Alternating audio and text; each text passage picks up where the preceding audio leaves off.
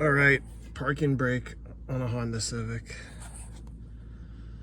2 bolts there.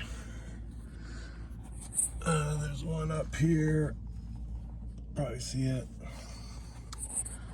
One there. One there. One there. One there. And then you gotta route it up under the exhaust into the floor.